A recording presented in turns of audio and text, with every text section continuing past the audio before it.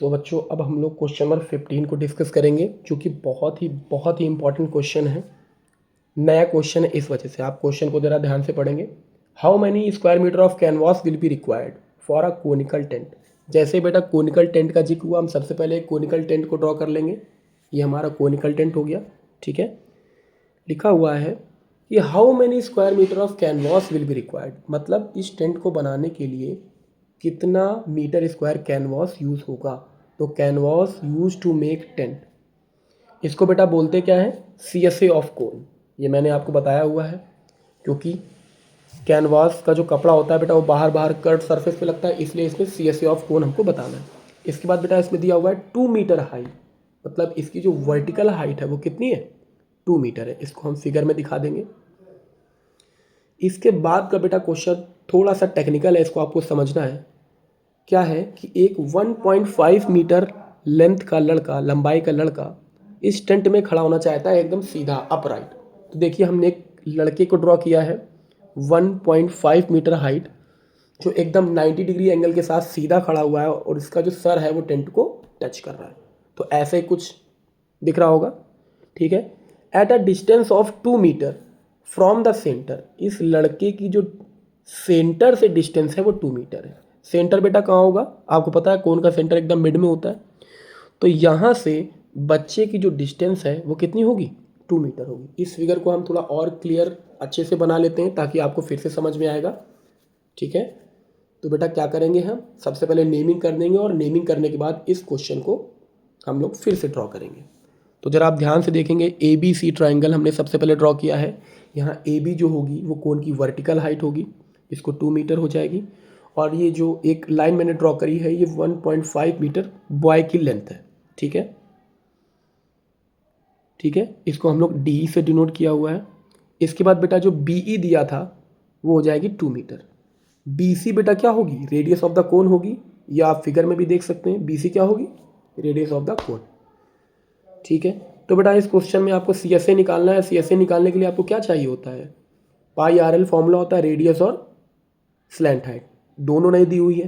तो हम लोग बेटा क्या करेंगे, इसमें अप्रोच चेंज करेंगे।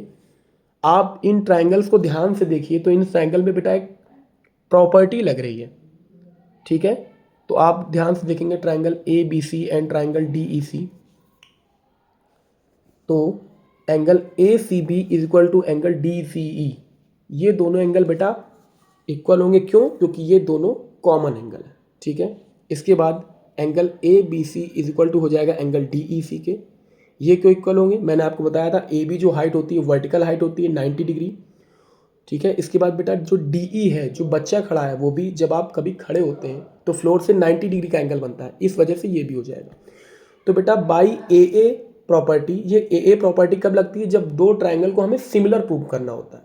तो यहाँ पे हमारे दो ट्राइंगल सिमिलर प्रूव हो जाएंगे, triangle ABC and triangle DEC, ठीक है।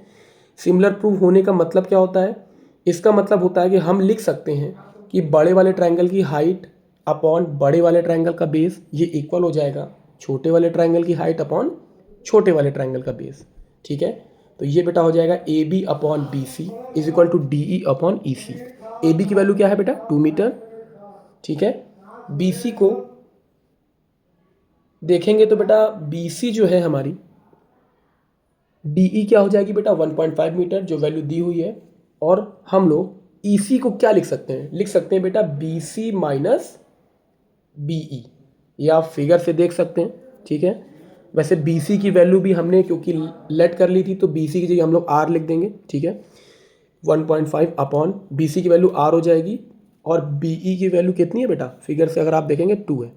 इसको जब हम सॉल्व करेंगे, क्रॉस मल्टीप्लिकेशन, ये सारी चीज़ें, ठीक है। तो 2R minus 4 equal to 1.5R। यहाँ से थोड़ी सी और जब हम लोग कैलकुलेशन करेंगे तो आप देखेंगे यहाँ से 2R माइनस का 1.5R is equal to 4, 0.5R is equal to 4, R is equal to हो जाएगा 4 अपॉन 0.5, पॉइंट हटाए के जब इसको सॉल्व करेंगे तो R की वैल्यू क्या आने वाली है, 8 मीटर आने वाली है। R की वैल्यू क्या आएगी, 8 मीटर, ठीक है। इसके बाद बेटा क्या करेंगे, H की वैल्यू क्या दी हुई है, 2 मीटर, ये आपके क्वेश्चन में दी हुई है। हाइट जो वर्टिकल हाइट है वो 2 मीटर है, ठीक है। क्योंकि सी एस ए निकालने के लिए हमको आर और एल पता होना चाहिए, तो हमने आर निकाल लिया है। अब बेटा एल को निकालेंगे, तो एल का डायरेक्ट फॉर्मूला क्या होता है, आप सभी ने पढ़ा होगा, एल इक्वल टू होता है under root H square plus R square. तो जब बेटा यहाँ पे एच की वैल्यू पुट करेंगे 2 स्क्वायर प्लस आर की वैल्यू 8 का स्क्वायर, ठीक है। यहाँ स्मॉल आर कैपिटल आर दोनों सेम ही है, ठीक है। तो यहाँ से आ जाएगा अपने पास 4 + 64, ठीक है, √68। जब आप बेटा इसको सॉल्व करेंगे, आई होप आपको इसको सॉल्व करना आता होगा, तो यहाँ से एल की वैल्यू क्या निकल के आने वाली है, 8.246, ठीक है। क्योंकि बेटा थर्ड डिजिट हमारी 5 या 5 से बड़ी है, इसलिए सेकंड डिजिट में 1 ऐड हो जाएगा, तो यहाँ से एल की वैल्यू क्या आने वाली है, 8.25 मीटर, ठीक है। अब जो उसने पूछा था, ठीक है, क्या पूछा था, एरिया ऑफ कैनवास